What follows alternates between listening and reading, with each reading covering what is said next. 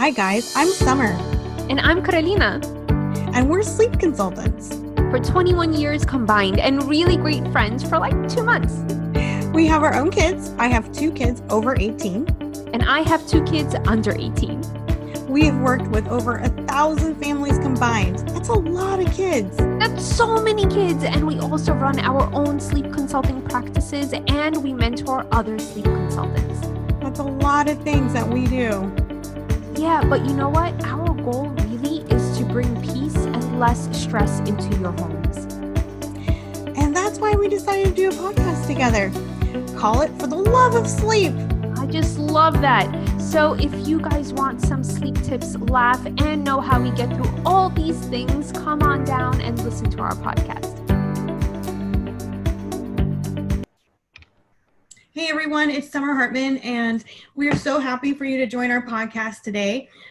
We are collaborating together. I think that we're a good fit. We both come from different backgrounds, and we have totally different sleep approaches, and yet we're really good friends, and we really find that it can take multiple different levels to sleep train a family. So we actually work together with coaching.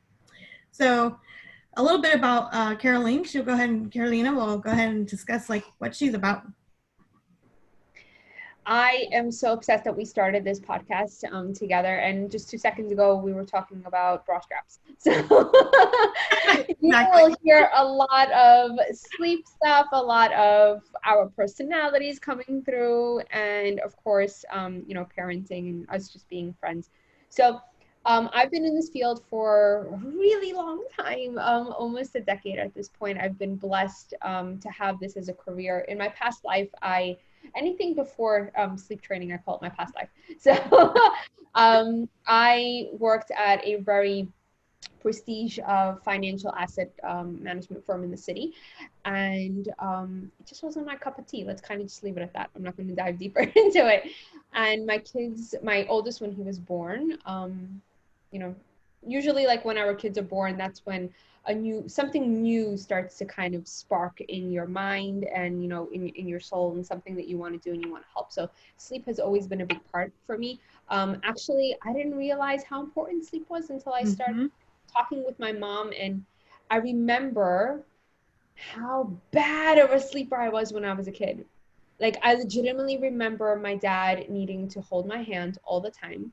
I remember waking up, going to school, crying every morning because I didn't want to get dressed. Well, not because I didn't want to wear clothes, but just because I was tired. That's what I did. I have pictures of me I was like 5 years old, and there's a picture of me just bawling with my hair all in curlers because I didn't want to go to school. Curlers? My mom made me look like Shirley Temple. I'll have to add the photo. Literally, my hair was like out to here in those little ringlets. I looked adorable, and I was in a dress, and I did not want to go. I was just bawling. Yeah, we were exhausted. My mom actually told me that in order for me to fall asleep, she would put a pillow in the middle of the living room, and I'd run in circles, and I would just exhaust myself, fall asleep, and then she would pick me up and move me into, my bed. So that's how I would fall asleep. And it affected a lot, and so obviously now I love my sleep. I mean, I always have. I just didn't know how to sleep properly. Yeah. And then I made it my mission to help moms and dads to not only continue that bond that you have with your kids when they're first born, but also put your sleep as a priority. Because when my oldest was born, it was very hard for me. It was very difficult for me. I went through a very strong baby blues. I actually think it would have went into something more serious if I didn't have my parents, my in-laws, some other help to kind of intervene, because I was never really around kids. Never. I mean, I think the closest I was ever with the child was probably like at a family meeting or family get together. But it was like to play with them, right? It's not like to take care of them, and I was never a babysitter, none of that. So when I had my son, my oldest, it was a big shocker for me, but I also thought your mommy instincts would kick in and you'll know exactly what to do. So I completely, I don't, I mean, okay, so I'm the opposite. We are so opposite in everything. So I actually, excuse me, I actually have been raising other people's children since I was 8 years old. So my brother was born at 8, and I was basically his babysitter from that day on. And then I did babysitting from 12 to 12. I was a professional babysitter from 12 years on with newborns. So when I had my kids, I had my kids at 20, 22, and 23. I was very young, but I was married for a year before we had them. And, you know, it was just like instinct to me. And the instinct is there, but I think that that when you have like your experience is like the total opposite of me, you had to figure out your instinct, but it took time. And that's like nothing like compared to what your other life was, like your past life, like you mentioned. Whereas because it was in high gear all the time, and I was so used to structure and having, you know, certainty every day. And now I have this beautiful baby, and I'm like, okay, so the next step, you know, my instincts should kind of kick in. I should know what to do. I should know how to put my child to sleep. And no, that was like the furthest from the truth. And I spent a lot of time trying to protect my husband's sleep. And I spent a lot of time trying to protect, you know, obviously my son's sleep. And I wasn't getting anything at all. I was so afraid of SIDS and all these other rules and these conflicting advice. Don't hold your baby, you'll spoil them. It was a lot for me, especially being a new mom. Our friends were just getting married. I was, I think, 25 when I had him. We were also married, I think, close to 2 years. Me and my husband have been together for a very long time. And it's just, you know, he would come into the room when my son would be crying and I'm trying to put him to sleep, and my husband would come in. I remember it was, this is like where it all like started. I was so exhausted. I don't even remember how I got in the room because I was so sleep deprived, and I just sat in a chair because I physically couldn't stand up anymore.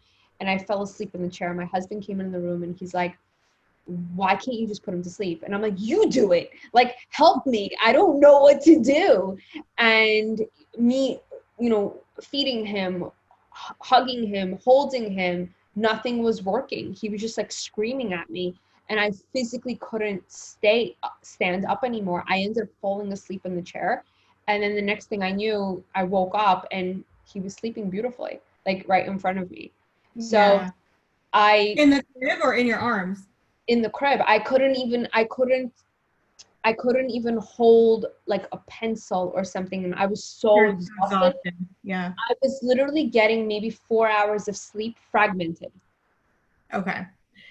You know, that was torture. That's actually a form of torture. When we have lack of sleep, they use that in war times. It's physically draining. In war times.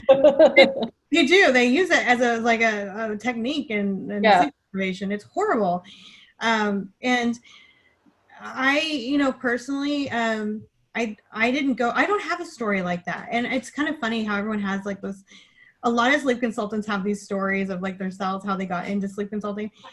And I don't have that story. And I don't know if it's because I just ignored my kid because I was so used to having kids around. I was just like, he was like kid 22 by the time I had my first kid. I literally was like, I didn't have any question in my head about naps or nothing because I had already been nannying twins at this point.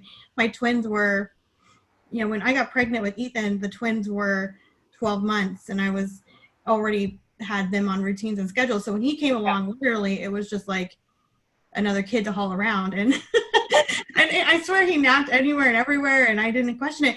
So my story is just totally different, but I can relate because I've had so many clients, just like yourself, that I feel like I've lived your nightmare because that's a nightmare. It's not even like it's just when I talk to clients, you have to be very empathetic. You have to understand the pain they're going through because this is like nothing else. When you can't get sleep, I mean, it's just miserable. And actually, to tell you the truth, I do know what that's like now because as, you know, my other career in my same life, I work as a newborn care specialist. So I have newborns like every 3 months. So I'm sleep deprived now, like every mom out there. I mean, it's exhausting. And my husband will tell you, I'll come home and I'll just like, I'll crash. And like, I literally am walking and I'm stripping my clothes as I walk in the door. I'm just like, okay. And then it's like, and then I get up like a zombie and look at my phone, 60 text messages from people like, what are you doing? I'm like, I'm sleeping. I'm like, or at least I'm trying to sleep. So I'm actually feeling that now when I never felt it with my kids. Because my kids, actually, I think Sophie slept through the night by 3 days old. I really don't remember. she just did. So, you know, it's, we can understand. You and I have this backgrounds, and it's so amazing because we help all these families, and we have so much diversity. And I think that's one thing I'm really looking forward to and sharing with our podcast, because we come with so much experience and so many stories.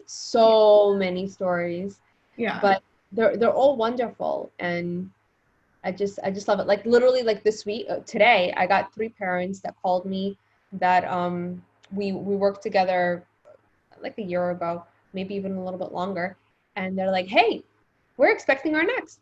How do I sign up?" There you go. That's perfect. I love those calls. I'm like, oh man, I get those calls once in a while. Like, you know, every year one client will do that, and you know, I think those are why we keep going, honestly. People are still having babies. We're still out there supporting families. But I don't know. This industry is so unique. There's so many people that are sleep consultants now. It's very much, how do you choose a sleep consultant? How do you choose the backgrounds? What packages we're going to be discussing all of this. I think we need to really discuss, like, what is the parent looking for? What is, you know, like really dissect the industry, because you need, as a parent, you really need to dive deep, not just like figure out what you want. And also it's aligning personalities, because we can tell who's going to work well with us and we can tell who's not. So sometimes we have to say no to somebody because we know it's just not the right fit, because we want to make sure that we have success and that the parents have success. Mm-hmm. So we definitely have some balancing in our careers to do too. But I'm super excited. This is fun. I'm excited to have people meet us, and we can share tips and tricks. And we're going to be doing this. Did we decide once a week we're going to be posting our podcast? Yep. All right, cool. So anything else you want to share about ourselves other than our funny personalities? Not really. I like a lot of color and sparkles. That's about it. There you go. That's our personalities. So we're basically going to be posting our podcast online on YouTube, and also through podcast affiliates. And you'll be able to hear us and listen to our tips and tricks. I guess, do you have any tip you want to share, like a sleep tip you want to give? Yeah, bedtime should be boring. No entertainment. No entertainment. I always say that, like 30 minutes before bed, it's a wind down time. Like no electronics, even an hour before bed. So. I didn't think that it was like that of a big aha moment, but when I say it to parents, I literally see like I don't literally see it. Like, but like you can see they understand more, because there's so many products that are out there, and they're all lights and like these potties. Have you seen these potties? It's like a circus act. Like I would never want to use a potty for myself that plays music and talks to you and lights up inside the toilet when you're trying to go. They do have a toilet for adults now that does that. Stop. Are you serious? No, I'm dead serious. One of my clients, I was in their house and I went, oh my God. So this is so, I had to go to the bathroom, and it was like 2 a.m. and I'm like, okay, first night there. I go, and then all of a sudden I walk in and the lid just opens up as I walk in, and it's like strobing going on. I'm like, oh my gosh. I'm like, really? I'm like, I can choose a color to go to the bathroom. And then it's like, would you like us to flush? I'm like, are you kidding me? It talks? That's a luxury toilet. Most people don't get those. Oh, I was a luxury client. I know. I was like, oh my God, this toilet had to cost a good $10,000-$15,000. So yeah, I mean, absolutely the best toilet. But yes, they do make adult toilets now, like the kids' toilets. But who wants that? I mean, we know the husbands stay on the toilet reading their whatever, playing their video games. But You know, That could be like another 40-minute conversation right there. So not gonna make you open that up right now. welcome to our podcast. It's unfiltered. Yeah. No, but it's like, Yeah. it's just, Sleep tip. Bedtime boring. Yeah. Let's put it that way. We went to the toilet really quickly. just keep it boring. I mean, but this is what you're gonna find out. Like, we'll just talk about something and something clicks and we just start babbling, but that's just us. And I love that about us. All right. Well, it was so much fun. I'm so looking forward to this podcast every week, and you and I getting to hang out. Oh my gosh. Too bad we can't do it in person yet, but we will. So we're going to close this out, and thank you so much, Carolina. Carolina, this was amazing. So looking forward to working with you. Same. Sweet dreams, everyone. And we'll always be here to help you guys. Yep.